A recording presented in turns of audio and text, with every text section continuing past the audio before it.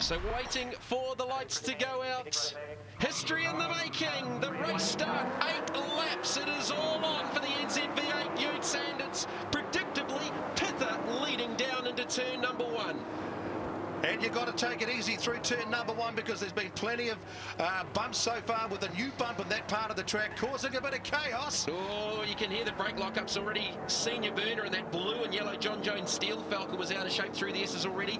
There is Junior Burner, Simon Byrne in the McDonald's Falcon. Finished second in the championship a couple of seasons ago. Took last year's championship.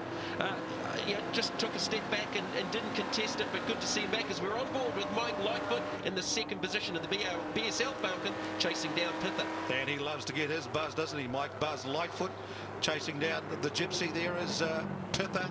He says it's easy to overdrive these Utes, as you can just see there, because they love to step out on you. Yeah, that's Jeff Kernahan, and there's a couple going off, and the second of those is the Australian, Rob Jarvis. Hold on to it, Rob. He does a good job to straighten it up, but it's going to drop him right back to the tail of the field.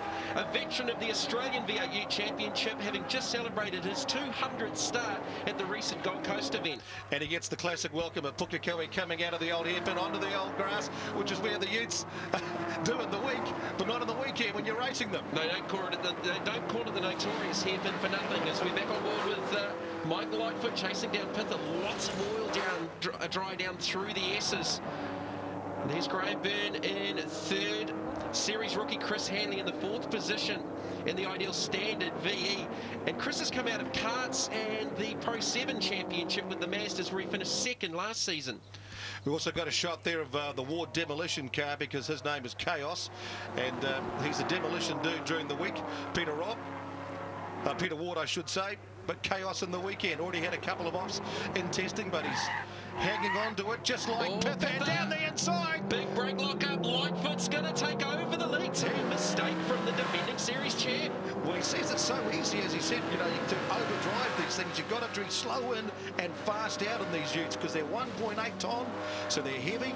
They're well balanced though, production cars virtually, with a, you know, quite a bit you can do to the suspension. Basically that's it, but all control parts. So it comes down to the drivability. Looking out over the rear deck of Michael Lightfoot's now race leading BSL Falcon. Chris Pither back to second, and Chris Hanley looked like he made the move on Graham Byrne at the hairpin to pick up the 3rd spot, and towing through into 4th behind him is Graham's son Simon, Junior Burner in the McDonald's Ford.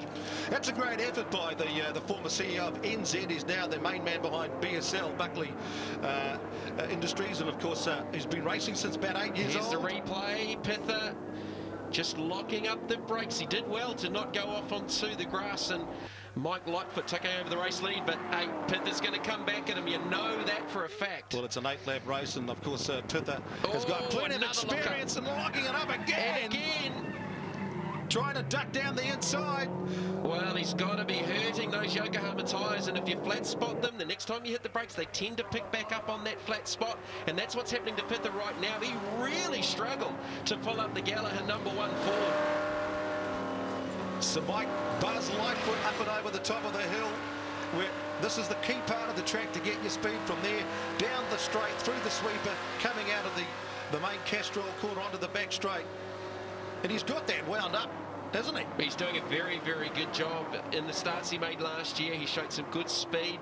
Now let's talk about Kane Lobbers up into the 6th position. He has stormed all the way from grid number 15 with this marble draw first race. So Kane Lobb, one to watch. He's already up into 6th.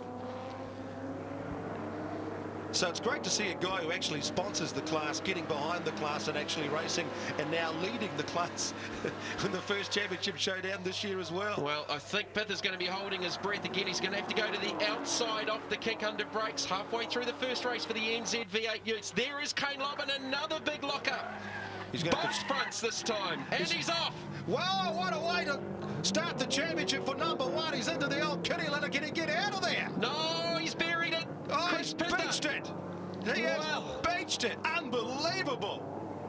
That's going to have to bring out a safety car, you would have thought. Chris Hanley now ranges up onto the back bumper of Mike Lightfoot. Here's the classic Ford versus Holden battle, because Hanley is in the later model VE Holden Commodore. Out of the Masters into a Holden. Well, sensation. The defending series champion Chris Pither is buried in the sand trap at the end of the back straight. And do we have a father and son, the Bernie brother, father and son combo, third and fourth now? Yeah, it is Junior leading senior. Graham Byrne finishing third, a mighty third place finish. Here's the replay. Now it was the left front that went first and then the right front, and both fronts locking up, and he just can't pull up the Gallagher number one. And then he got back on the gas through the gravel clint to try and drive it throughout the other side, but that's a pretty deep pit. They'll be calling him lock up now, not Gypsy.